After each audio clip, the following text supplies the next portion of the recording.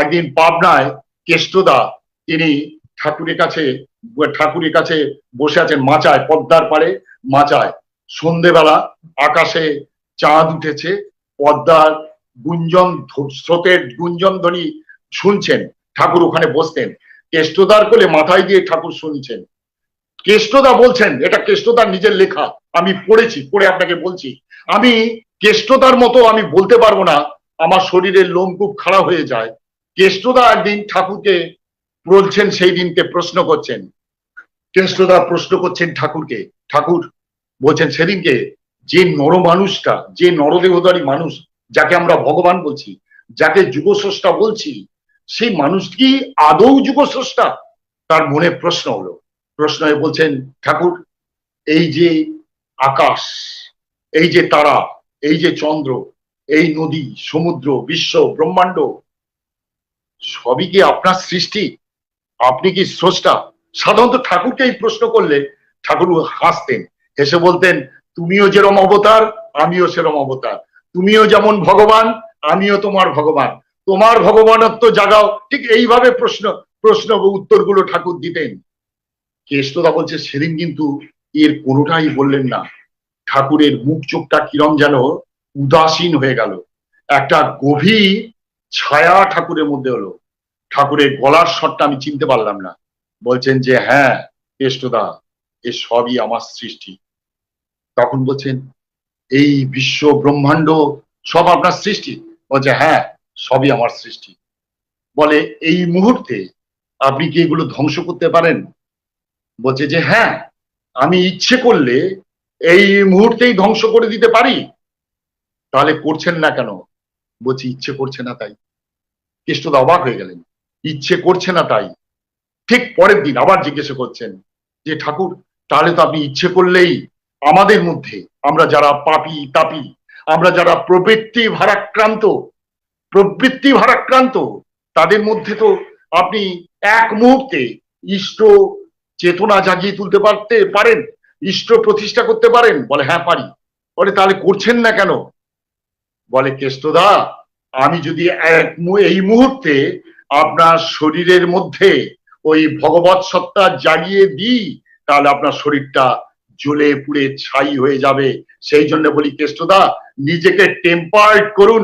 ওই টেম্পার্ড করতে গেলে যজন যাজন ইষ্টভীতির নাম, এইগুলো করতে করতে যখন আপনি টেম্পার্ড হবেন, তখন দেখবেন আপনার মধ্যে ভগবত্ব জেগে উঠবে।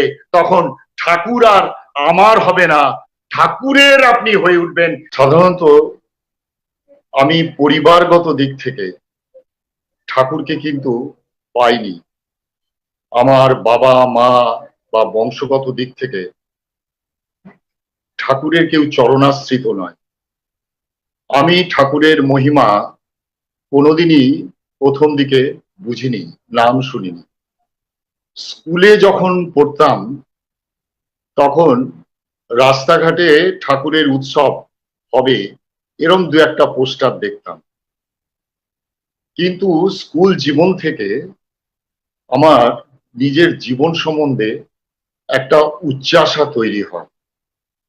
এই উচ্চাশাটা আমি মনে মনে পোষণ করতাম, কিন্তু এই উচ্চাশাটা কখনোই পূরণ হতো না।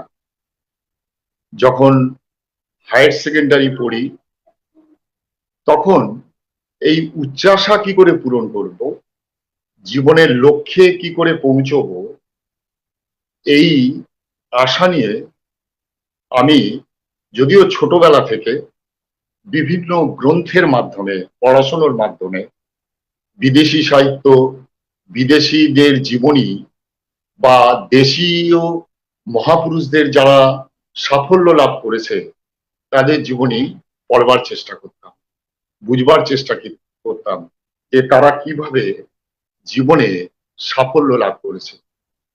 বিশেষ করে এই প্রসঙ্গে আমার রাশিয়ান সাহিত্যিক, যদিও তিনি আজকে লেজেন্ড, লিও টলস্টয়, তার জীবনটা আমার কাছে খুব নাড়া দিয়েছিল একটি ঘটনায়।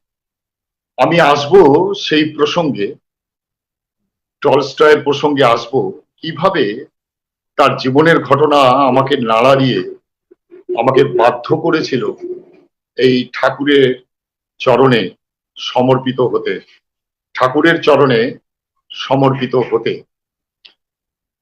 আমার মনে আছে লিও টলস্টয়ের, আমি তখন খুব বই পড়ছিলাম, তার জীবনী পরিক্রমার মধ্যে যখন গেলাম তখন দেখলাম যে তিনি লেখা বন্ধ করে দিলেন মাঝ রাস্তায়।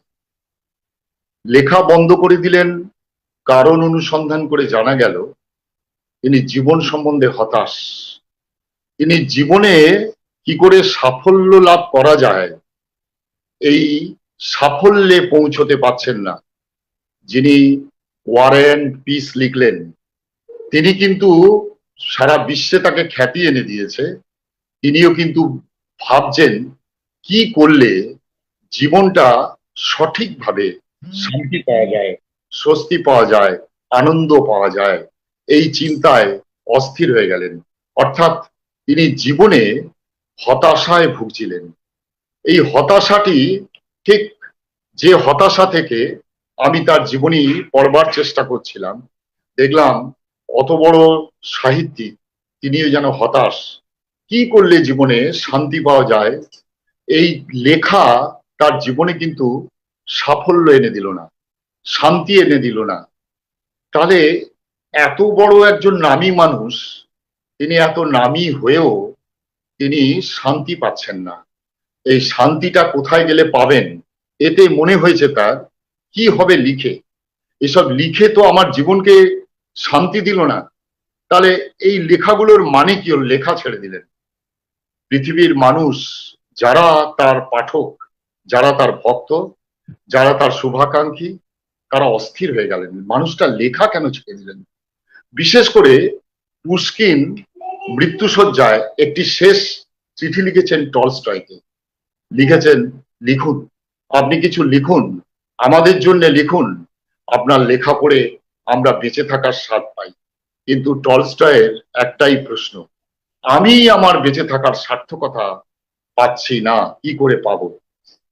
পরবর্তীকালে তিনি এই অন্বেষণ করতে করতে শোনা যায় তিনি প্রভু যিশুর প্রতি তিনি আসক্ত হয়েছিলেন এবং খুব ভালো করে স্পিরিচুয়ালিটি অর্থাৎ আধ্যাত্মিকতা তিনি অনুশীলন করেছিলেন এবং তার গল্পগুলো কিন্তু আধ্যাত্মিকতায় ভর্তি। ঠিক এই ঘটনাটি আমার খুব মনে নাড়া দিল। তাহলে জীবনের সঠিক লক্ষ্যে পৌঁছতে গেলে আমাদের স্পিরিচুয়ালিটি দরকার, আধ্যাত্মিকতা দরকার। এই বিষয়ের উপর দাঁড়িয়ে আমি যখন আধ্যাত্মিকতার চর্চা করছি, তা সত্ত্বেও কিন্তু আমি শান্তি পাচ্ছি না। ওই হায়ার সেকেন্ডারি পড়ার সময় থেকেই তা সত্ত্বেও কিন্তু শান্তি পাচ্ছি না। তাহলে টলস্টয় শান্তি পেলেন কি করে? ঠিক সেই মুহূর্তে দাঁড়িয়ে, যেহেতু আমার খুব বন্ধু বান্ধব ছিল এবং আমরা কলকাতার ছেলে তো প্রচুর আড্ডা মারতাম, আড্ডার সঙ্গে সঙ্গে প্রচুর বন্ধু বান্ধব থাকতো, আর আমি বিভিন্ন বন্ধু বান্ধবদের সাথে একটু মিশতাম। ঠিক এইভাবেই আমার এক ইষ্টভ্রাতা, তখনও যদিও সে কিন্তু আজন্ম পিতৃপুরুষ গতভাবে সে ঠাকুরের আশ্রিত, ঠাকুর অনুকূল চন্দ্রের আশ্রিত। তার নামও বলতে আমার কোনো অসুবিধে নেই, আমি তার নাম বলে নিজেকে গর্ববোধ করতে পারি। তার নাম হচ্ছে নির্মল পাল। সে আমাকে, তার সাথে আমার এই মনের আদান প্রদান হতো।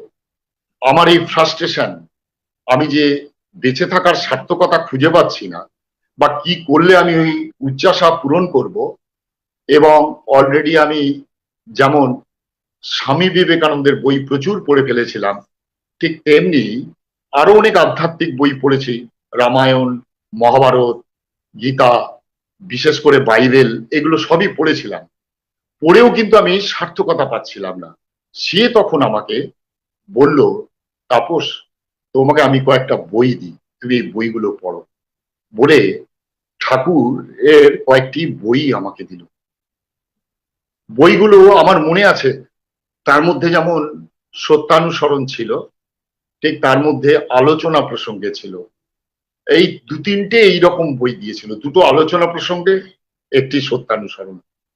এবং সত্যানুসরণ আলোচনা প্রসঙ্গে পড়তে পড়তে আমার মানসিকতা, ধ্যান ধারণা সবটাই চেঞ্জ হয়ে গেল।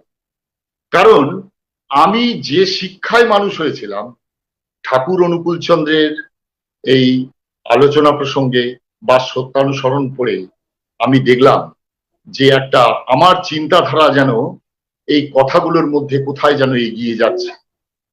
ঠাকুরকে প্রশ্ন করা হচ্ছে প্রেম কি? ঠাকুর বলছেন প্রেম হচ্ছে প্রিয়কে সুখী করা, যে কোনো মূল্যে প্রিয়কে সুখী করা। আমার জীবনে একটা এই কথাটাই বিপ্লব ঘটে গেল।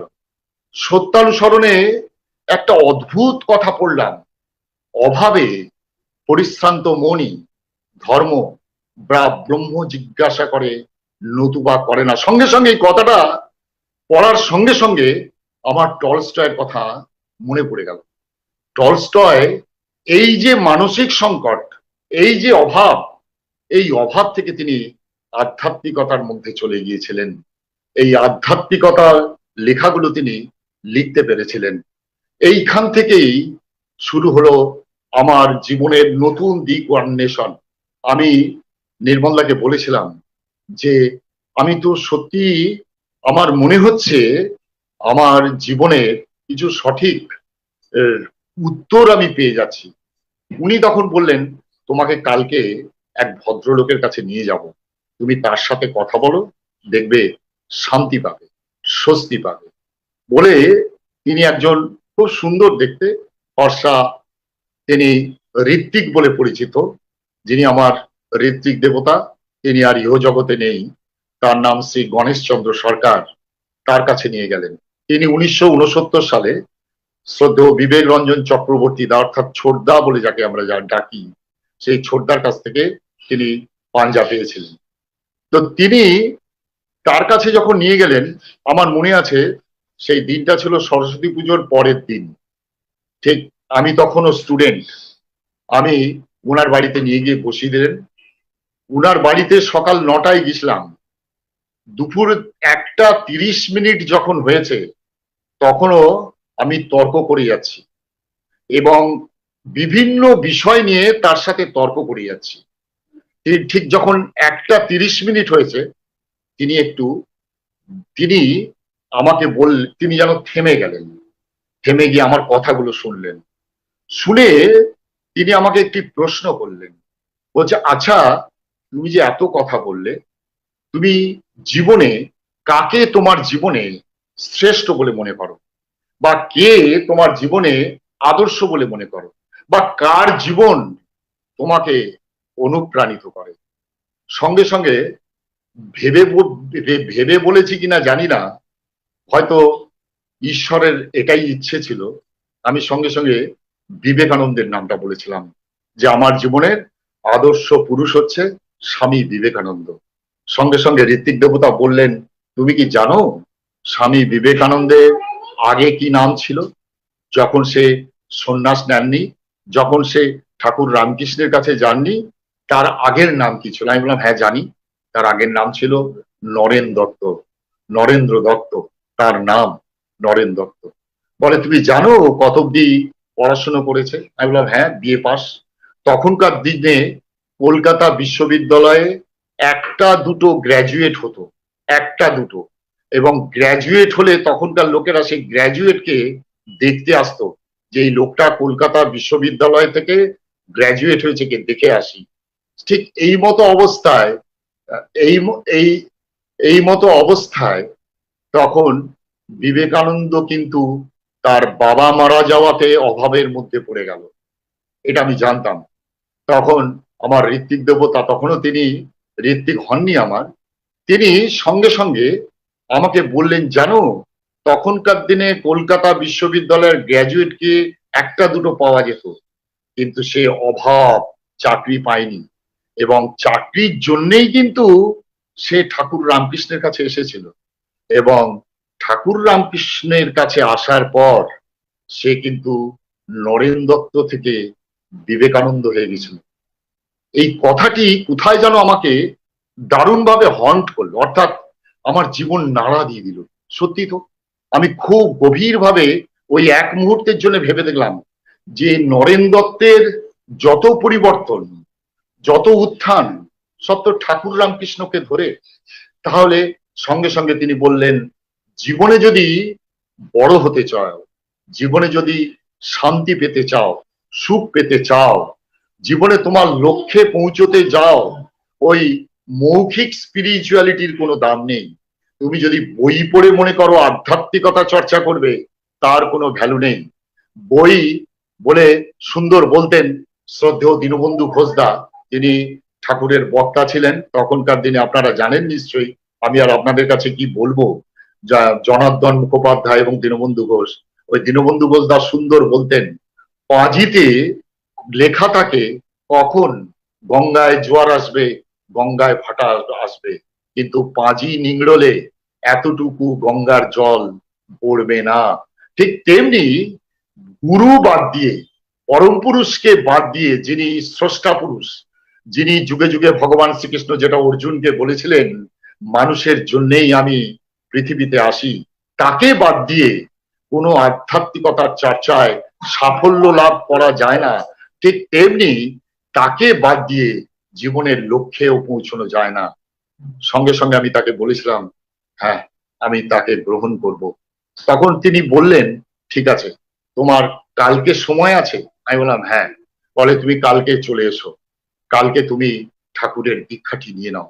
তখন আমি বললাম, দীক্ষা নেবো? মা বাবাকে বলবো না? কিন্তু আমার মা বাবা যে মানুষ, সে তো দীক্ষা নিতে দেবে না, বারণ করবে। বলে, উনি বললেন যে মা বাবাকে না জানিয়ে দীক্ষা নেওয়াটা অসুবিধা হবে, তবে তুমি যদি মনে করো দীক্ষা নেবে, তোমার মা বাবা আজকে না জানলেও যেহেতু তুমি একটা মঙ্গলের পথে যাচ্ছ, তাহলে মনে হয় না ভবিষ্যতে তোমার মা বাবা তোমার বাধা হবে, বরং তোমার জন্য তারা গর্ববোধ করবে, প্রশংসা করবে। আমি বললাম ঠিক আছে, আমি কাল এসে দীক্ষা নেব। বলে গেলাম, সঙ্গে সঙ্গে উনি ডেকে বললেন, শোনো, আসার সময় মাকে একটা প্রণাম করে আসবে, বলবে মা আমি একটা শুভ কাজে যাচ্ছি, তুমি আমায় আশীর্বাদ করো, এইটা প্রণাম করে আসবে। তা আমি যথারীতি ওই ঋত্বিক দেবতার কথা অনুসারে আমি সকালবেলা মাকে প্রণাম করলাম। প্রণাম করে বললাম, মা আমি আমি আজকে একটা শুভ কাজে যাচ্ছি, তুমি আমায় আশীর্বাদ করো। মা এরকম অবাক কাণ্ড, দুহাত তুলে বললেন, আমি তোকে আশীর্বাদ করছি বাবা, তুই জয় হয়ে আয়। তখনও বুঝিনি ওই আশীর্বাদ আমার জীবনে কি পরিমাণ বোঝা হয়ে দাঁড়িয়েছিল, পরে সে বুঝেছি। চলে গেলাম, দীক্ষা নিলাম।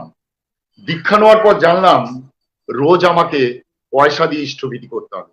তখন তো আমি বাবার পয়সায় মানুষ, বাবার পয়সায় আমি চলি।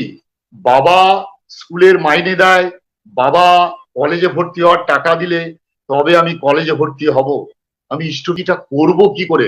আমি ঋত্বিক দেবতাকে বললাম না। আমি যে ধ্যান করব, আমি যে প্রার্থনা করব, প্রার্থনার মধ্যে তো বাড়ির লোক জেনে যাবে আমি দীক্ষা নিয়েছি। আর আমার বাড়ির পরিবেশ এই দীক্ষা নেওয়াটাকে কখনোই তারা মনে করবে। যদিও আমার বাবা মা কালীর ভক্ত, আমার বাবা এখনো যদিও বেঁচে আছেন, তার 92-93 বছর বয়স, অথর্ব হয়ে আছেন। অথর্ব ঠিক নয়, মানে খুব বয়সের ভারে নুব্জ হয়ে গেছেন, কিন্তু তিনি কালী ভক্ত ঠিকই, কিন্তু তিনি ওই দীক্ষার কোনো ধার ধারেন না। তিনি বলতেন যে মা আছে, মাই রক্ষা করছে, ওই মাই আমাকে রক্ষা করে যাচ্ছে। এই প্রচলিত বিশ্বাসে আমিও তাই ছিলাম, যদি না আমি এই সংস্পর্শে আসতাম। তিনি এই অবস্থায় দাঁড়িয়ে বাবার ওপর দাঁড়িয়ে আমি ইষ্টভীতিটা করব কি করে? ওইভাবে বাবার পয়সা নিয়ে, বাবার পয়সায় হেরাফেরি করে, জানি না পরমপিতা আমাকে কিভাবে রক্ষা করবেন। আমি এইভাবে ইষ্টভীতির পয়সা জোগাড় করতাম, বাবার পয়সা বাঁচিয়ে ইষ্টভীতি করতাম লুকিয়ে। ভোর 4টের সময় উঠে, আমি সবাই ঘুমাচ্ছে, ভাই বোন একসাথে ঘুমাচ্ছি, ভোর 4টের সময় বসে বসে ধ্যান করতাম। একদিন আমার এক ভাই বা বোন দেখে নিয়েছিল, বলছে বড়দা তুমি কি করো? আমি না ওটা পদ্মাসন করি, পদ্মাসন করলে শরীর ভালো থাকে জানিস তো, পদ্মাসন করি, কিন্তু ওটা আমি ধ্যান করি।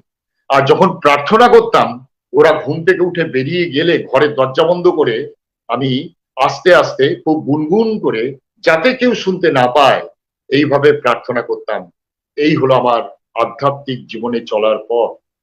কিন্তু এরপরে নির্মলদা আমাকে শ্রদ্ধেয় দীনবন্ধু ঘোষদার সাথে নিয়ে গেল, বলল তোমার জীবনে তো, কারণ তখনও কিন্তু আমার মানসিক সংকট বা আমার জীবনে যা, সেটা কাটেনি। তিনি আমার সাথে সৎসঙ্গের, তখন যারা বড় বড় মানুষ ছিলেন, বিশেষ করে তখনকার দিনে কিরণ মুখার্জি দা, দীনবন্ধু ঘোষ দা, অনিল সরকার দা, এই তিনজন মানুষের সাথে এই নির্মলাই আলাপ করিয়ে দিয়েছিল। প্রথমে দীনবন্ধুদার কাছে গেলাম। দীনবন্ধুদা বললেন যে দেখো, তুমি দীক্ষা নিয়েছো ঠিকই, কিন্তু জেনে রাখো, স্বস্তায়নী না নিলে তুমি কিন্তু জীবনের লক্ষ্যে বা উন্নতিতে পৌঁছতে পারবে না। তখন আমি বললাম স্বস্তায়নীটা কি? উনি স্বস্তায়নী বলতেই বললেন নিরামিষটা কিন্তু খেতে হবে, তুমি কি নিরামিষ খাও? আমি বললাম যে না, আমার বাড়িতে নিরামিষ খাওয়া তো মুশকিলের ব্যাপার হবে। বলছে যে না, নিরামিষ তোমায় খেতে হবে, স্বস্তায়নী দিতে হবে, না হলে কিন্তু তুমি ঠাকুরের কোনো কাজে কিন্তু লাগবে না। বিশেষ করে এই ধরনের সৎসঙ্গী হাজার হাজার লাখো লাখো পাওয়া যাবে। এখন তো আবার শুধু প্রচলন হয়েছে শুক্রবার নিরামিষ খেলেই হয়, যদিও ঋত্বিকতা করতে গিয়ে আমি দেখেছি কোথাও কিন্তু ঠাকুর বলেননি যে শুক্রবার নিরামিষ খাওয়ার কথা। ঠাকুর কিন্তু বারবার বলতেন নিরামিষ খাওয়ার কথা। সেখানে শুক্রবার, শনিবার, রবিবার এটার কোনো ব্যাপারই নেই। তাহলে উনি যখন আমায় নিরামিষ খাওয়ার কথা বললেন, স্বস্তায়নী নেওয়ার কথা বললেন, তখন আমি বললাম ঠিক আছে, আমি তাই করব। প্রথমে আমি নিরামিষ খাওয়াটা ধরলাম। এই আমার জীবনের ছন্দপতন শুরু হয়ে গেল।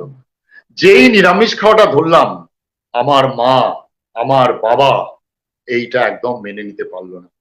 এবং এর থেকে আমি যে পরিবেশে বড় হচ্ছিলাম, বন্ধু বান্ধব, বান্ধবী, পাড়ার লোক, প্রতিবেশী, গুরুজন, আত্মীয় স্বজন, সবার কাছে আমি একটা বকে যাওয়া ছেলে হয়ে গেলাম, যে দীক্ষা নিয়েছে মা বাবাকে না বলে নিরামিষ খাচ্ছে। মা বাবার চেয়ে বড় গুরু কে? আর নিরামিষ খাওয়া কিছুতেই মেনে নিল না মা বাবা। সে অকথ্য অশান্তি, অকথ্য, আমি যেন হাঁপিয়ে উঠছি। আমি তখন মনে মনে ঠাকুরকে নিবেদন করছি, উচ্চাশা ছিল ঠাকুর, উচ্চাশা পূরণের জন্য তোমার দীক্ষা নিলাম, মনের এই ফ্রাস্ট্রেশন কাটাবার জন্য তোমার দীক্ষা নিলাম, নিরামিষ খেলাম, কিন্তু এখন দেখছি এ অশান্তি তো আমার বেড়ে গেল, অশান্তি বেড়ে যাচ্ছে। কিন্তু তখন সবাই, বড় বড় যাদের সামনে দাঁড়িয়ে কথা বলতে ভয় পেতাম, আমার দাদু ছিলেন, মানে সব সম্পর্কে দাদু, আমার জ্যাঠা ছিলেন। তখনকার এখনকার দিনের গুরুজনদের যেমন অতটা কেউ সম্মান দেয় না দেখি, মানে না, কিন্তু আমরা কিন্তু দাঁড়িয়ে সামনে কথা বলতে ভয় পেতাম। সে বললো তুমি নিরামিষ খাবে, তার সামনে কোনোদিন মুখ ফুটে, এই আমিষ খাবে, তার সামনে কোনোদিন মুখ ফুটে কথা বলতে পারিনি। সেদিন যেন আমার অবচেতন স্তর থেকে মুখ দিয়ে বেরিয়ে এলো, না দাদু পারবো না। যে দাদুকে ভয়ে, কারণ আমার দাদু ছিলেন মাস্টার, ছোট দাদু অর্থাৎ বাবার কাকা, ওই অঞ্চলে মানে যে কটি লোক আছে সবাই আমাকে বলতো মাস্টার মশাই নাতি। সেই দাদুকে কিন্তু সবাই ভয় পেত, পাড়ার লোকেরা সবাই কিন্তু দাদুর সাথে সমীহ করে কথা বলতো। সেই জায়গায় দাঁড়িয়ে সে বলল তুমি মাছ মাংস খাবে, এই দাও ওকে মাছ দাও, মাছ দাও, 4টে মাছ দাও, ও মাছ খাবে। এই দাঁড়িয়ে রইলাম, ভাত খেতে বসেছি। তখন আমি বললাম যে, মুখ দিয়ে যেন বেরিয়ে এলো অবচেতন স্তর থেকে, না দাদু সেটা তো আর হয় না, আমি মাছ খেতে পারবো না বলে আমি ভাতের থালা ছেড়ে দিয়ে উঠে গেলাম। যখনই মাছটা দিল, মাছ ধোয়াতে দাদু দেখলাম চুপ হয়ে গেল। অন্য সময় হলে হয়তো মারতো, একটা চড় দিত বা কান ধরে টানতো, কারণ সেই দিন দেখলাম তিনি হতভম্ব হয়ে গেলেন এবং তিনি এটা বিশ্বাসই করতে পারছেন না যে আমার মতো ছেলে ওনার মুখের উপরে এইরকম বিনয়ের সাথে কি করে কথাটি বলবো। তিনি আর কিছু বললেন না, চুপ করে গেলেন, মারলেনও না আমাকে, কিছুই বললেন না, চলে গেলেন। এরপরে মা বাবা শুরু করলেন কে তোর ঋত্বিক ডাক, আমি তার সাথে কথা বলবো। কোনো সব গুরু ভাইদের বাড়ি আসা বন্ধ হয়ে গেল, কেউ আসতে পারে না। শুধু তাই নয়, আমার খাওয়া মুশকিল হলো। প্রত্যেকদিন আমাকে মাছ দেবে, মাংস দেবে, খেতে হবে, আমি যথারীতি ওই মাছ মাংস ছেড়ে ভাতের থালা উঠে যেতাম। মজার ব্যাপার হলো, মা একদিন আমার জন্মদিনটা খুব ভালো করে পালন হতো, সেই জন্মদিনে মুরগি কেটেছিল। মা বেশ কিছু পাড়ার বন্ধু বান্ধব, কিছু মহিলা বন্ধু বান্ধব, তাদেরও নেমন্তন্ন করেছে, সবাই মিলে খাবো। আমি বলেছি হ্যাঁ খাবো, কোনো অসুবিধে নেই, আমাকে নিরামিষ দিতে হবে, ওদের তুমি নিরামিষ মুরগি মাংস, মাছ, পাঁঠা মাংস যা খুশি দাও, কিন্তু আমি কিন্তু খাবো না। এই বলাতে তা বললো, সবাই বললো তুই যদি আজকে মাছ না খাস, মাংস না খাস, আমরা কেউ খাবো না তোর জন্মদিনে, আমরা উঠে চলে যাব। আমার কাছে একটা বিরাট মানসিক চাপ হয়ে গেল। আমি বললাম তোরা আমাকে ক্ষমা করিস, আমি পারবো না। তখন ওই বন্ধু বান্ধবরা বলছে মাসিমা দিন, ওকে মাছ মাংস দিন, ও যদি না খায় খাবো না। আমি কিন্তু উঠে গিয়েছিলাম, সেই অবস্থায় খাইনি। সে কি তুমুল অশান্তি, সেগুলো আর প্রকাশ করছি না। এইবার প্রশ্নের মুখে দাঁড়িয়ে গেলাম, পাড়ায় বেরোলাম, রে মা বাবার চেয়ে বড় গুরু কে? খুব ভক্ত হয়ে গেছিস, গুরু গুরু হয়ে গেছিস। সে বন্ধু বান্ধব থেকে শুরু করে চিন্তা করতে, দরজা বন্ধ করে প্রার্থনা করছি, মা বাবা লাগিয়ে দিল দরজার মধ্যে ওই প্রার্থনা সুরে কেউ তাল বাজাচ্ছে, মিউজিক বাজাচ্ছে, দাঁতে দাঁত চিপে হজম করেছি। এইবার আমার মনে প্রশ্ন হলো, তাহলে কি দীক্ষাটা নিয়ে আমি কি খুব অধর্ম করলাম, মা বাবাকে না জানিয়ে? আর এদিকে ঠাকুরের বই পড়তে গিয়ে জানতে গেলাম যে মা বাবার সাথে অবাধ্য হওয়া চলবে না। মা বাবা তোমার জীবনের পরম গুরু। বিশেষ করে একটা ছেলের কাছে মাই সব, আর একটা মেয়ের কাছে বাবাই সব। ঠাকুরের কি ছড়া আছে, ছেলের টান মায়ের ওপর, মেয়ের টান বাপে, সেই বংশের ছেলে মেয়ে নষ্ট হয় না চাপে। আরো বলা আছে, মাতৃভক্তি অটুট যত, সেই ছেলে হয় কৃতি তত। এই পড়ে আমি আরো মরজ হয়ে যাচ্ছি। কি করব, আমি যে একটা বিরাট অধর্ম করলাম। তাহলে মা বাবা যদি গুরু পথে যেতে বাধা দেয়, সেখানে উত্তরণের পথটা কি? এই খুঁজতে খুঁজতে ঠাকুর রামকৃষ্ণের জীবনী আমি পড়তে শুরু করলাম। খুঁজছি উত্তর কোথায়, এর শাস্ত্রীয় সমাধান কোথায়, এর বক্তব্যটা কোথায়। পেয়ে গেলাম একটা সুন্দর একটা, আমি আমার জীবনের জন্য উত্তর পেয়ে গেলাম। উত্তরটা কি? উত্তরটা হচ্ছে, ও এর মাঝখানে একদিন দীনবন্ধু ঘোষদার কাছে পুষ্টি নিয়ে গেলাম। দীনবন্ধু দার জ্যোতিষী করতেন। পুষ্টি নিয়ে তিনি প্রথমেই বলছেন, শোনো তোমার যা ছক, মা বাবার সাথে জীবনে অ্যাডজাস্ট করবে হবে না, কিন্তু ঠাকুরের হিসেব কিন্তু অন্য। যেভাবেই হোক তোমাকে মা বাবার সাথে অ্যাডজাস্ট করতেই হবে, কোন রকম মা বাবার বিরুদ্ধতাতে চলবে না। এটা কিন্তু ঠাকুরের ইচ্ছে। ঠাকুর সারা জীবন দিয়ে তার মায়ের স্বার্থ রক্ষা করেছেন। মা যদি তার বিরুদ্ধে কিছু বলেছেন, ঠাকুর কিন্তু প্রতিবাদ করেননি। মাকে কিভাবে নিয়ন্ত্রণ করতে হয়, আমার মনে হয় তুমি ঠাকুরের জীবনী পড়ে নিও, এটার থেকে তুমি পথ পাবে। ঠিক এই অবস্থায় দাঁড়িয়ে আমি যখন পথ খুঁজবার চেষ্টা করছি, কিভাবে মা বাবার এই অন্যায়, আমার এই অন্যায়টা মা বাবার প্রতি যেটা হয়, সেই পথ বার করবার চেষ্টা করছি, সেখানে খুঁজতে খুঁজতে ঠাকুর রামকৃষ্ণের জীবনী পেলাম। রামকৃষ্ণের জীবনীতে দেখলাম ঠাকুর রামকৃষ্ণদেব দক্ষিণেশ্বরে একদিন তিনি মায়ের পুজো করছেন, ঠিক বেলঘড়িয়া থেকে। আপনারা কলকাতার যদি ভৌগোলিক ব্যাপারটা জানেন, এখন যদিও বেলঘড়িয়া টেলঘড়িয়া সবই কলকাতার মধ্যে, তখন কিন্তু কলকাতা বেলঘড়িয়া কিন্তু দক্ষিণেশ্বর কোনোটাই কলকাতার মধ্যে ছিল না। কলকাতা অনলি বাগবাজার, নর্থ ক্যালকাটা যেটা এখন বলি, সেটা হচ্ছে বাগবাজার। এই আমাদের অঞ্চল বেলঘড়িয়া কামারহাটি এগুলো কিন্তু কলকাতার মধ্যে ছিল না, এখন এটা বৃহত্তর কলকাতা হয়ে গেছে। এই বেলঘড়িয়া থেকে তারক মুখোপাধ্যায় বলে একটি ছেলে দক্ষিণেশ্বরে গেছেন তার বন্ধুকে সঙ্গে নিয়ে। তারক মুখার্জি সেও কিন্তু শিক্ষিত ছেলে, বিএ পাস। সে গিয়ে ওই দক্ষিণেশ্বরে ঠাকুর রামকৃষ্ণদেব মায়ের মূর্তির সামনে মায়েরকে সেবা করছেন, গান গাইছেন। আর তারক মুখার্জি ঠিক দক্ষিণেশ্বরে, যদি আপনারা কেউ গেছেন কিনা জানি না, একটা সময় স্কুল জীবন থেকে আমার বাবা শিখিয়েছিল, হাফ ইয়ারলি পরীক্ষায় পাশ করলে দক্ষিণেশ্বরে গিয়ে পুজো দিবি, অ্যানুয়াল পরীক্ষায় পাশ করলে দক্ষিণেশ্বরে গিয়ে পুজো দিবি। বছরে দুবার সাইকেল চালিয়ে দক্ষিণেশ্বরে এসে পাশ করলে পুজো দিয়ে যেতাম। ঠিক ওই জন্য দক্ষিণেশ্বরের পিকচারটা আমার কাছে খুবই পরিষ্কার। এই গেটের কাছে ছেলে দুটি ওই ঠাকুর রামকৃষ্ণের ওই মায়ের পুজো, মায়ের সেবা, মায়ের সাথে কথা বলা, এটা দেখছেন। বেলঘড়িয়া তারক মুখার্জি তার বন্ধুকে নিয়ে গেছেন। বন্ধুকে নিয়ে গিয়ে যখন তিনি বসছেন, হঠাৎ ঠাকুর রামকৃষ্ণ তো আপন মনে মায়ের সেবা করছেন, মায়ের গান গাইছেন। হঠাৎ করে ঠাকুর রামকৃষ্ণের মুখটা পড়লো, পেছন দিকে ঘুরতেই দেখলেন দুটি তরুণ ছেলে বসে আছে।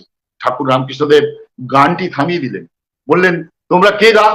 তখন বলছেন, ঠাকুর আমার নাম তারক মুখার্জি, আমি বেলঘরে থাকি। বলছে, বাহ, তোমাকে দেখে খুব ভালো লাগলো গো। বলে, ঠাকুর আমরা অনেকক্ষণ এসেছি, এখন যাব ঠাকুর, মা চিন্তা করবে, মা বকবে। বলে, কেন গো? বলে, ঠাকুর মা বলেছেন যে যেখানেই যাবি যাবি, দক্ষিণেশ্বরে কখনো যাবি না, ওই পাগল ঠাকুরের কাছে যাবি না। ও কিন্তু তোদের মতো ছেলেকে তোর 12টা বাজিয়ে দেবে। দেখবি নরেনকে নাকি ওখানে বশ করে রেখেছে, সংসার ছাড়িয়ে রেখেছে। সেই জন্যে ঠাকুর আপনার কাছে আসাটি বারণ। বলে, তাই? বলছে, হ্যাঁ, শোনো, এখন যাচ্ছে যাও, মাঝে মাঝে আসবে, তুমি আমার সাথে দেখা করে যাবে। সঙ্গে সঙ্গে তারক মুখার্জি বলছে, ঠাকুর বললাম তো, মা ভীষণ বারণ করে আপনার কাছে আসতে। তখন ঠাকুর রামকৃষ্ণদেব বলছেন, মা যদি বারণ করে, মায়ের বারণ উপেক্ষা করে তুমি আমার কাছে এসো গো, তুমি আমার কাছে এসো।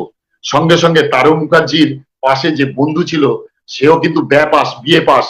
সে সঙ্গে সঙ্গে ঠাকুর রামকৃষ্ণকে বলছেন, ওই জন্যই আপনাকে সবাই পাগল বলে। ঠাকুর রামকৃষ্ণদেব অত বড় আস্পর্ধা, স্বয়ং ভগবানকে বলছে, ওই জন্যই আপনাকে সবাই পাগল বলে। রামকৃষ্ণ ঠাকুর মুখটা ছোট হয়ে গেল। কেন গো, আমি কি করলুম? বলছে, আপনি জানেন না, মা বাবার চেয়ে বড় গুরু কেউ নেই পৃথিবীতে। মা বাবার কথার অবাধ্য হতে বলছেন আপনি একটা সন্তানকে। সঙ্গে সঙ্গে ঠাকুর রামকৃষ্ণ দেব মুচকি হেসে বলছেন, কেন গো, এই আছে তো, এটা মা বাবার কথা বলে, কোথাও শাস্ত্রীয় সমর্থন আছে? ঠাকুর রামকৃষ্ণ দেব আবার মুচকি হেসে বলছেন, আছে গো, আছে। বলছে, কোথায় আছে দেখান। বলে, কেন, ভরত শ্রী রামচন্দ্রের জন্যে তার মায়ের কথা শোনেনি? বিভীষণ, আমরা জানি ঘরশত্রু বিভীষণ, বিভীষণ নাকি ঘরের সাথে শত্রুতা করছেন। ঠাকুর রামকৃষ্ণদেব বলছেন, বিভীষণ রামের জন্যে তার মা স্বয়ং রাবণের কথা শোনেনি। বলি রাজা বামন অবতারের জন্যে তার যে শুক্রাচার্য গুরু, তার কথাও শোনেননি।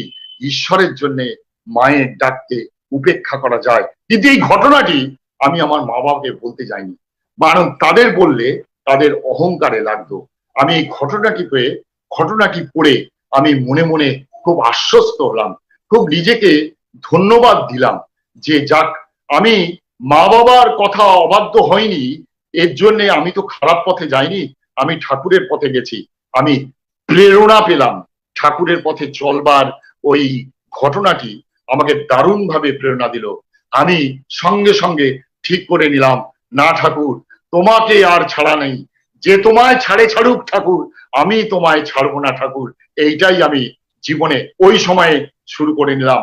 এবং এর যে মূল্য আমাকে কি দিতে হয়েছে, তারপর থেকেই দেখছি ঠাকুরের প্রত্যেকটি কাজে আমার বাধা, মা বাবার অসহযোগিতা, পাড়ার লোকের অসহযোগিতা, আত্মীয় স্বজনের অসহযোগিতা।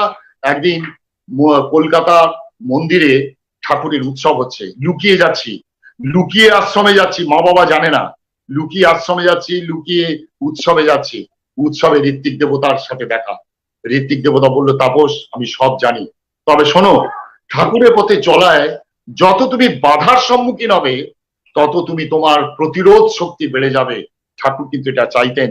তাই দীক্ষার সময় তুমি কিন্তু প্রতিজ্ঞা করেছিলে, প্রতি বাধা বিঘ্ন আমার জীবনকে রুদ্ধ অবসন্ন না করে জীবন ও বৃদ্ধিতে জ্বলন্ত করিয়া তুলুক, মনে আছে? আমি বললাম যে না। বলে, ওই মনে করিয়া দেওয়ার জন্য আমি তোমাকে বললাম। 4টে তুমি সংকল্প পাঠ করেছিলে, তার মধ্যে এইটা। ঠাকুর তোমাকে পরীক্ষা নিচ্ছেন। কোনো সময় মা বাবার বিরোধিতা করবে না, আর কোনো সময়ে মাছ মাংস যখন ছেড়েছো, নিরামিষ খাওয়া যখন ধরেছো, তুমি কিন্তু তা মাছ মাংস ধরবে না। এই কথাটি তিনি বলে দিলেন। তারপরে আমি স্বস্তি নিলাম। ষষ্ঠ শ্রেণী নেওয়ার পর এইবার জীবনে গতি পাল্টে গেল। আমার ঋত্বিক দেবতা বারবার একটা কথা বলতেন, ব্যক্তিগত জীবনে যেমন তোমার অধ্যয়ন তপস্যা যেমন দরকার, এটা দীনবন্ধু ঘোষ দারুণ ভাবে আমাকে ইন্সপায়ার করেছিল। তাপস, ঠাকুরকে বুঝতে গেলে ঠাকুরের কন্টেম্পোরারি যত বই আছে সব কিন্তু তোমায় অধ্যয়ন করতে হবে এবং তপস্যাও করতে হবে। শুধু অধ্যয়ন করলে হবে না, তপস্যাও করতে হবে। অধ্যয়ন এবং তপস্যা দুটো জিনিস যদি না থাকে তাহলে কিন্তু তুমি কিন্তু ঠাকুরকে বৃহত্তর অর্থে বুঝতে পারবে না, সঠিকভাবে ব্যাখ্যাও করতে পারবে না মানুষের কাছে। এই শুরু হলো सदगुरु सतनाम और सत्संग, इसका तो आश्रय नहीं है। सदगुरु तो मिलता না দাদা, বলুন, কন্টিনিউ করুন। কিছু বলছেন মনে হচ্ছে? না দাদা, কন্টিনিউ করুন, এটা পান্ডেজি। ও আচ্ছা আচ্ছা আচ্ছা। তা এই শুরু হলো আমার জীবনযাত্রা এবং ঠাকুরকে নিয়ে যাজন। আমি আমার বন্ধু বান্ধবদের মধ্যে ঠাকুরকে নিয়ে যাজন করে দীক্ষা দোয়াতে লাগলাম। এবং তখনও কিন্তু আমি চাকরি পাইনি। কলেজ জীবন শেষ করলাম, চাকরির জন্য খুঁজছি, ছোটখাটো চাকরি পাই, চাকরি করছি। চাকরি করতে করতে মানে গঙ্গা দিয়ে অনেক জল গড়িয়ে গেল। সব কথা বলার সময় হবে না, আপনারা সময় হলে একটু আমাকে ওয়ার্নিং দিয়ে দেবেন। সব কথা বলার সময় না। আমার বিবাহ হলো, বিবাহর পর আমার ঠিক পরমপিতার দয়ায়, পরমপিতার আশীর্বাদে আমার একটি মেয়ে হলো। যদি অল্প বয়সে আমার স্ত্রী বিয়োগ হয়ে গেল মেয়ে হওয়ার পর, কিন্তু তার আগে আমি ঋত্বিকতার পাঞ্জা পেয়েছিলাম। যদি এর মধ্যে অনেক ঘটনা আছে, এই বিবাহ হওয়া, ঠাকুরকে নিয়ে চলা, এসব নিয়ে অনেক ঘটনা আছে, কিন্তু সেই বিবাহের মধ্যে আমার ঋত্বিক দেবতা ছিলেন, দীনবন্ধু দা ছিলেন, অনেক ছিলেন। এই ঠাকুরকে নিয়ে চলার পর যাজন করতে গিয়ে আমি প্রতি মুহূর্তে খুব ঠাকুরকে নিয়ে যাজন করতে গিয়ে অসুবিধের মধ্যে পড়তাম। এবং অসুবিধে যখন পড়তাম তখন কিন্তু ওই দীনবন্ধু দা আমাকে কিন্তু খুব সাহায্য করতো। এইবার ঠাকুরের জীবনী পড়তে পড়তে পড়তে পড়তে আমি অবাক হয়ে গেলাম যে ঠাকুর এক জায়গায় তিনি ধর্ম নিয়ে বলছেন, দর্শন নিয়ে বলছেন, অর্থনীতি নিয়ে বলছেন, রাষ্ট্র ব্যবস্থা নিয়ে বলছেন, আবার রাজনীতি নিয়ে বলছেন, আবার তিনি অশিক্ষিত অশিক্ষিত মানুষদের জীবনযাত্রা নিয়ে বলছেন, আবার আধ্যাত্মিকতার চরম জায়গায় চলে যাচ্ছেন। এক জায়গায় তিনি বলেই ফেললেন যে আমার বলা যে ধর্ম, দর্শন, সাহিত্য, অর্থনীতি সব বিজ্ঞানের সাথে মার্চ করে গেছে, এখানে আলাদা কিছু নেই, আলাদা কিছু নেই। ঠাকুরের জীবনী পড়তে পড়তে আমি অবাক হয়ে যাই। প্রতি মুহূর্তে আমি ব্যক্তিগতভাবে উদ্বুদ্ধ হয়ে যাই ঠাকুরের জীবনী পড়ে। 100টা লোক ঘিরে বসেছে, তিনি একটা কথা বলছেন, 100টা লোক প্রশ্ন, একটা কথা বলছেন, 100টা লোকের উত্তর হয়ে যাচ্ছে। কিভাবে সম্ভব? ঠাকুরের কাছে এই জিনিসগুলো শেখার মতো, যে কিভাবে সম্ভব ঠাকুর 100টা লোকের প্রশ্ন, একটা মানুষ তো একটা মানুষের সাথে কথা বললে একটাই উত্তর হতে পারে, কিন্তু তাকে উত্তরটি এমন ভাবে দিচ্ছেন যে 100টা লোকের প্রশ্নের উত্তর হয়ে যাচ্ছে। এই কথা বলার টেকনিকটা কি? ঠাকুরের কাছে এইগুলো অনুশীলন করার ব্যাপার। ঠাকুরের কাছে আমি শ্রদ্ধেয় অধ্যাপক অনিল সরকার দা, আপনারা জানি না তাকে চেনেন কিনা জানেন কিনা, তিনি পাবনা থেকেই ঠাকুরের সঙ্গে আছেন। অধ্যাপক অনিল সরকার দাস সাথে আমার খুব সম্পর্ক ছিল, আমাদের এখানে আসতেন, আমি তার সাথে সৎসঙ্গ করতাম, তিনি আমাকে উদ্বুদ্ধ করতেন। তিনি আমাকে একটি ঘটনার কথা বলছেন, বলে জানিস আমি তখন উনি বঙ্গবাসী কলেজের পরবর্তীকালে ফিজিক্সের হেড অফ দি ডিপার্টমেন্ট হয়েছিলেন। বলে আমি প্রথম কলেজে গেছি, কলেজে গিয়ে ফিজিক্স পড়াতে গেছি। অনিলদা বলছেন যে একটা কলেজে 40 মিনিট 45 মিনিট ক্লাস, প্রফেসররা যায় 15 মিনিট লেটে যায়। বিশেষ করে ফিজিক্সের মতো একটা ইম্পর্টেন্ট সাবজেক্ট 15 মিনিট লেটে যাওয়া খুবই অন্যায়। তিনি নিজেই বলছেন, নিজে 15 মিনিট লেটে গিয়ে নিজেই বলছেন অন্যায়। তা আমি এইটা করতে গিয়ে দেখছি একদিন প্রিন্সিপাল সাহেব আমাকে ডেকে পাঠালেন, বলছেন প্রফেসর সরকার আপনি এরকম ফিজিক্সের 15 মিনিট লেটে যান, ছাত্ররা এসে কমপ্লেন করছেন, আপনি এটা দেখুন, এগুলো ঠিক হচ্ছে না। বলে এই প্রিন্সিপাল সাহেবের এই কথাটি আমার কাছে থ্রেটনিং বলে মনে হয়েছিল। আমি ঠিক করলাম এই বঙ্গবাসী কলেজের চাকরিটি ছেড়ে দেবো। আমি তখন অন্য কলেজে অ্যাপ্লাই করতে লাগলাম। বিভিন্ন কলেজে অ্যাপ্লাই করতে করতে গৌহাটি কলেজ থেকে একটা অ্যাপয়েন্টমেন্ট এসে গেল আমার। গৌহাটি কলেজে আমি অ্যাপয়েন্টমেন্ট পেয়ে গেলাম। ঠিক জয়েন করব তার আগে ভাবলাম যাই, ঠাকুরের পারমিশনটা নিতে যাই। তিনি আমাকে গল্পটি বলেছিলেন আমাকে, আমি ওনার জীবনের ঘটনা বলে ঠাকুর কিভাবে কথা বলতেন এই বলতে গিয়ে ঘটনাটি বলেছিলেন। তো উনি বলার পর উনি আসলেন, তা উনি ঠাকুরের কাছে গেছেন, বলছে গিয়ে জানো, গিয়ে দেখছি ঠাকুরকে কেন্দ্র করে এত লোকের ভিড়, এত লোক কথা বলতে চাইছে, সব মুখিয়ে আছে ঠাকুরকে তার ব্যক্তিগত জীবনের সমস্যার কথা নিবেদন করার জন্য। ঠিক যেই মুহূর্তে তিনি যাচ্ছেন কিছুতেই ঠাকুরের কাছে আর যেতে পারছেন না। ঠিক এমন সময় দেখা গেল ঠাকুর কার সাথে এরকম কানে হাত দিয়ে কথাগুলো শুনছেন। শুনতে শুনতে ওই ঠাকুরের একটা উত্তর আমার কানে চলে এলো। ঠাকুর তাকে ওই শুনতে শুনতে তাকে উত্তর দিচ্ছেন। সে কি প্রশ্ন করছে আমি জানি না, কিন্তু ঠাকুর শুনছেন। শুনতে শুনতে ঠাকুরের ওই কথাটা, ঠাকুরের কথাটার মধ্যে এত দূরে বসেও আমি শুনতে পেলাম। ঠাকুর তাকে বলছে, দেখ, গো বিটুইন যদি থাকে তাহলে কিন্তু ওই গৌহাটি টু বঙ্গবাসী, বঙ্গবাসী টু গৌহাটি হবে, কাজের কাজ কিছু হবে না। অদ্ভুত ব্যাপার, ঠাকুর বলছেন একটা লোককে, উত্তরটা দিলেন আমার সমস্যাকে কেন্দ্র করে। আমি পেয়ে গেলাম আমার উত্তর, সঙ্গে সঙ্গে অ্যাপয়েন্টমেন্ট লেটারটি ছিঁড়ে ফেলে দিলাম। ছিঁড়ে ফেলে দিয়ে কলকাতায় ফিরে এলাম। আর আমি ঠাকুরকে প্রশ্ন করিনি, কারণ ঠাকুরকে প্রশ্ন করার আমি সুযোগও পাবো না। কিন্তু সেই জন্যই ঠাকুর ওর উত্তরের মাধ্যমে আমার উত্তরটি দিয়ে দিলেন। অ্যাপয়েন্টমেন্টটা ছেড়ে তারপর থেকে কলেজে একদম ঘন্টা পড়ার সঙ্গে সঙ্গেই আমি ক্লাসে হাজির হয়ে গেলাম। অনিলদা বলছে আমাদের এই ডায়ালেকটিক জীবনে, অর্থাৎ যে জীবনটা প্রতি মুহূর্তে সংঘাতময়, ঠিক সেই সংঘাতের মধ্যে এরম একজন জীবনীয় পুরুষ যদি না থাকে তাহলে কিন্তু জীবনটা বেমিসাল হয়ে যায়, জীবনটা ছন্ন ছাড়া হয়ে যায়। ভাগ্যিস ঠাকুর আমাকে সেই দিন রক্ষা করেছিলেন, আমি নিজেকে শুধরে নিতে পেরেছিলাম। ঠিক এইভাবে ঠাকুর আমাদের এই প্রত্যেকটি মানুষকে প্রত্যেক ভাবে কিন্তু তিনি আমাদের শুদ্ধ করে দিয়েছেন। তিনি শুধু জীবনের তত্ত্ব কথা নয়, ধর্মের তত্ত্ব কথা নয়, আধ্যাত্মিকতার গভীরতার কথা নয়, অনেক সাধারণ কথা, যে কোনো মানুষের যে কোনো কথা আধ্যাত্মিক ভাবে তিনি অদ্ভুত একটা দিক নির্দেশ করে দিয়েছিলেন। একটি এমএসসি পাস ছেলে, আমি এগুলো যখন ঠাকুরের জীবনী থেকে সংগ্রহ করে নিজের জীবনে আমি এগুলো প্রয়োগ করবার চেষ্টা করি।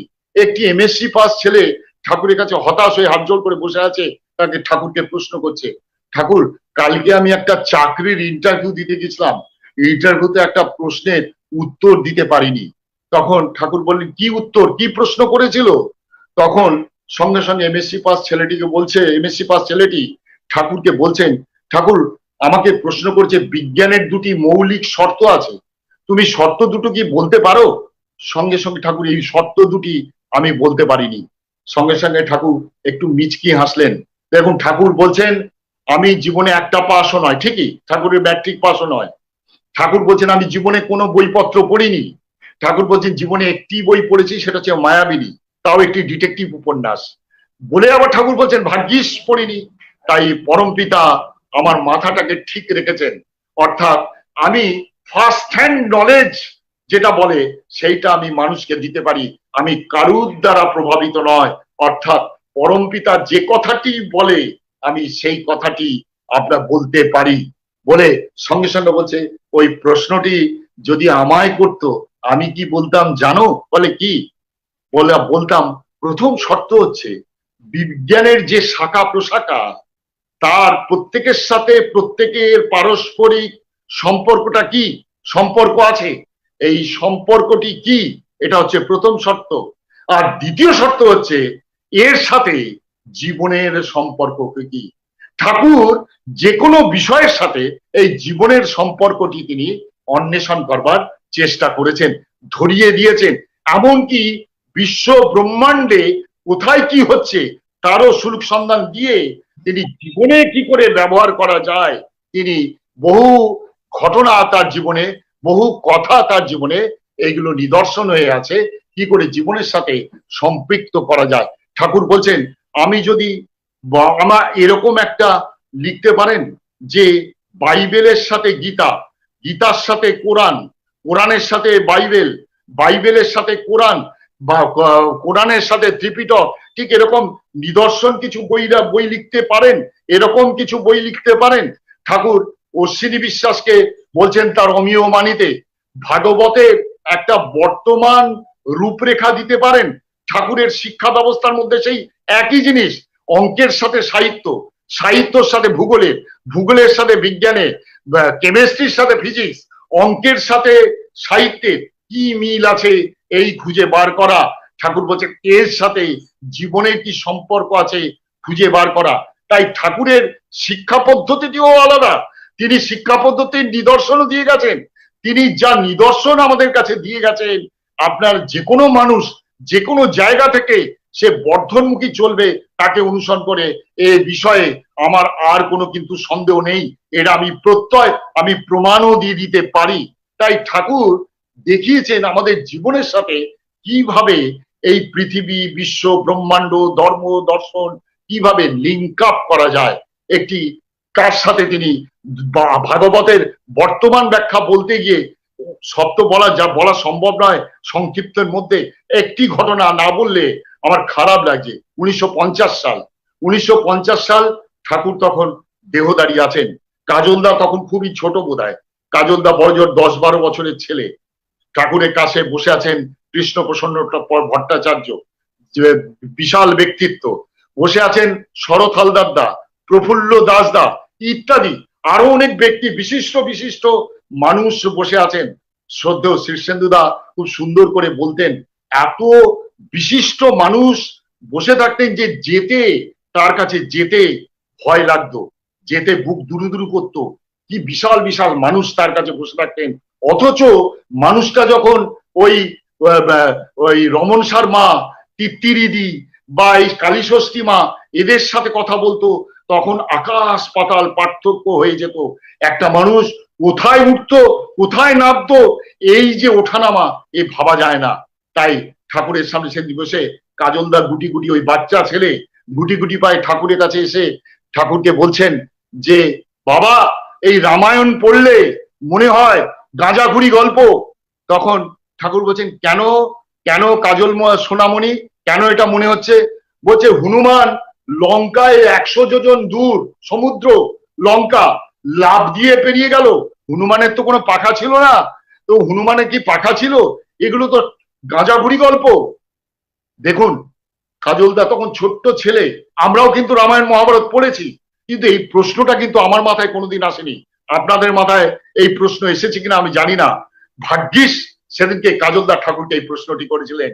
ঠাকুর সঙ্গে সঙ্গে কেষ্টদা বলছেন সত্যি তো ঠাকুর, এ আমাদের মাথায় তো এই প্রশ্নটা আসেনি, হনুমান কি করে লঙ্কায় গেল?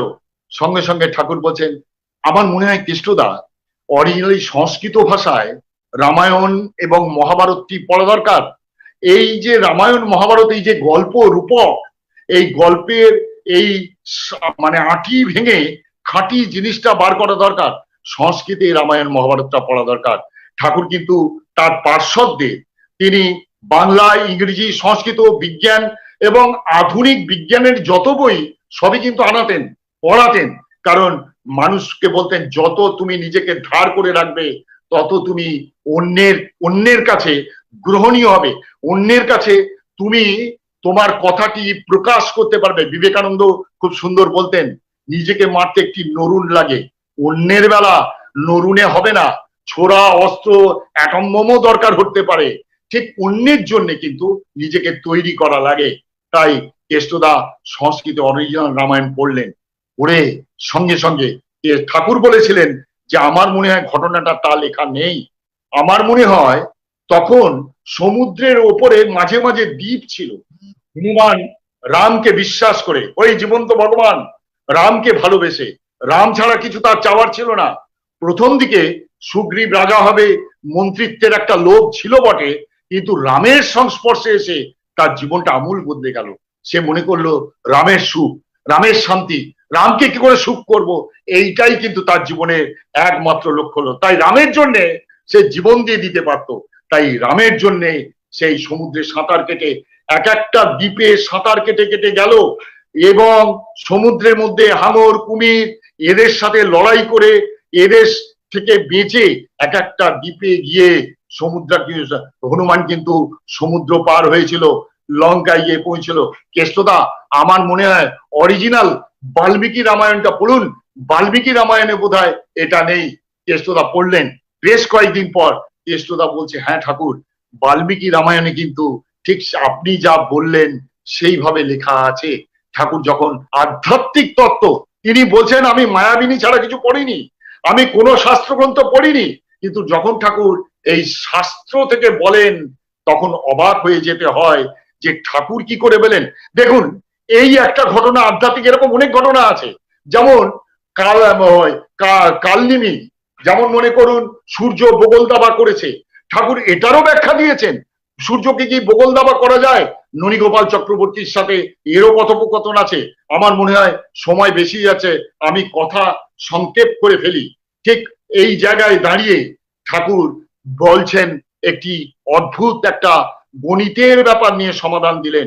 বৈদ্যনাথ শীল ঠাকুর ঋত্বিক, তিনি সিউড়ি কলেজে দর্শনের অধ্যাপনা করতেন। তার কলেজে একজন ম্যাথামেটিক্সের প্রফেসর ছিল। এই যেহেতু তিনি ঋত্বিক, তিনি নর্মালি তার লোকেদের মধ্যে যাজন করতেন। যাজন করতে করতে তিনি ম্যাথামেটিক্সের প্রফেসরকে একদিন যাজন করছিলেন। যাজন করতে করতে ম্যাথামেটিক্সের প্রফেসর শুনলেন, শুনে বললেন যে দেখুন বৈদ্যনাথ বাবু, আপনি আপনার ধর্মের কথা, স্পিরিচুয়ালিটির কথা বলছেন ভালো, কিন্তু ম্যাথামেটিক্স এগুলো সাপোর্ট করে না। আর আপনার গুরু ম্যাথামেটিক্স কি জানে? তো বৈদ্যনাথ শীল এক মুহূর্তে চিন্তা করে নিলেন, চিন্তা করে বললেন সত্যি তো, ঠাকুরের তো সেই ধরনের ম্যাথামেটিক্স এর জ্ঞান আছে কিনা জানি না, কিন্তু তিনি স্বমহিমায় প্রজ্ঞায়, তিনি স্বমহিমায় উজ্জ্বল। তার কাছে বিশ্বের কোনো সমস্যার কিন্তু সমাধান নেই, এ হতে পারে না। এই দৃঢ় বিশ্বাসকে বললেন হ্যাঁ আপনি চলুন, ঠাকুরের কাছে চলুন, আপনি ম্যাথামেটিক্সের যে কোনো তত্ত্ব আপনি ঠাকুরের কাছে রাখবেন, ঠাকুর ঠিক উত্তর দিয়ে দেবে। সঙ্গে সঙ্গে তিনি ওই ম্যাথামেটিক্সের প্রফেসরকে ঠাকুরের কাছে নিয়ে এলেন, ওই সিউড়ি থেকে সোজা দেওঘরে নিয়ে গেলেন। দেওঘরে নিয়ে গিয়ে ঠাকুরের কাছে বললেন, ঠাকুর উনি একটা প্রশ্ন করলেন। সঙ্গে সঙ্গে ওই ম্যাথামেটিক্সের প্রফেসর ঠাকুরকে বলছেন যে what is the definition of mathematics, what is the definition of mathematics. ঠাকুর সঙ্গে সঙ্গে ইংরেজিতে উত্তর দিচ্ছেন, methodical application of matter is called mathematics. অদ্ভুত ব্যাপার, আমার শরীরে রোমাঞ্চ জেগে যায়, কিভাবে ঠাকুর এই ম্যাথামেটিক্স এর একটা ডেফিনেশন ঠিক ওই রকম ম্যাথামেটিক্স এর প্রফেসরকে দিয়ে দিলেন। আজ প্রফেসর তিনি অবাক হয়ে চেয়ে রইলেন, তার প্রশ্ন হারিয়ে গেল, তিনি আস্তে আস্তে উঠে চলে গেলেন। বৈদ্যনাথ দা পেছন পেছন গেলেন, করে এভাবে কোনোদিন ভাবিনি, বুঝলেন বৈদ্যনাথ বাবু, আপনার ঠাকুরের কাছে এসে অঙ্ক সম্বন্ধে, ম্যাথামেটিক্স সম্বন্ধে একটা নতুন দিশা পেয়ে গেলাম। এই বিশ্বস্রষ্টা, যুগস্রষ্টা, যুগপুরুষ ঠাকুর অনুকূল চন্দ্র, তিনি আমাদের কাছে একটি তুক বলে দিলেন। তিনি একটি কথা বলে কথা শেষ করে আনি, সময় আমি অনেক বেশি, বিশেষ করে শ্রদ্ধেয় অশোক পান্ডেজি আছেন, উনি পণ্ডিত মানুষ, উনি বলবেন আমাদের কাছে, আমি সময় বেশি নিয়ে নিচ্ছি, আমি কথা সংক্ষিপ্ত করে দিই, খুব সংক্ষিপ্ত করে দিই। একদিন পাবনায় কেষ্টদা, তিনি ঠাকুরের কাছে বসে আছেন মাচায়, পদ্মার পাড়ে মাচায়। সন্ধেবেলা আকাশে চাঁদ উঠেছে, পদ্মার গুঞ্জন, স্রোতের গুঞ্জন ধ্বনি শুনছেন। ঠাকুর ওখানে বসতেন, কেষ্টদার কোলে মাথায় দিয়ে ঠাকুর শুনছেন। কেষ্টদা বলছেন, এটা কেষ্টদার নিজের লেখা, আমি পড়েছি, পড়ে আপনাকে বলছি, আমি কেষ্টদার মতো আমি বলতে পারবো না, আমার শরীরের লোম খুব খারাপ হয়ে যায়। কেষ্টদা একদিন ঠাকুরকে বলছেন, সেই দিনকে প্রশ্ন করছেন, কেষ্টদা প্রশ্ন করছেন ঠাকুরকে, ঠাকুর বলছেন সেদিনকে যে নর মানুষটা, যে নরদেহধারী মানুষ, যাকে আমরা ভগবান বলছি, যাকে যুগস্রষ্টা বলছি, সেই মানুষ কি আদৌ যুগস্রষ্টা?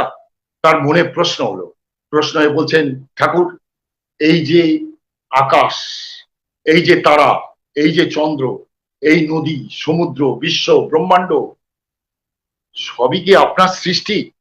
আপনি কি স্রষ্টা? সাধারণত ঠাকুরকে এই প্রশ্ন করলে ঠাকুর হাসতেন, হেসে বলতেন, তুমিও যেরম অবতার, আমিও সেরম অবতার, তুমিও যেমন ভগবান, আমিও তোমার ভগবান, তোমার ভগবানত্ব জাগাও, ঠিক এইভাবে প্রশ্ন উত্তরগুলো ঠাকুর দিতেন। কেষ্টদা বলছে সেদিন কিন্তু এর কোনোটাই বললেন না। ঠাকুরের মুখ চোখটা কিরম যেন উদাসীন হয়ে গেল, একটা গভীর ছায়া ঠাকুরের মধ্যে হলো। ঠাকুরের গলার স্বরটা আমি চিনতে পারলাম না। বলছেন যে হ্যাঁ কেষ্টদা, এ সবই আমার সৃষ্টি। তখন বলছেন এই বিশ্ব ব্রহ্মাণ্ড সব আপনার সৃষ্টি? বলছে হ্যাঁ, সবই আমার সৃষ্টি। বলে এই মুহূর্তে আপনি কি এগুলো ধ্বংস করতে পারেন? বলছে যে হ্যাঁ, আমি ইচ্ছে করলে এই মুহূর্তেই ধ্বংস করে দিতে পারি।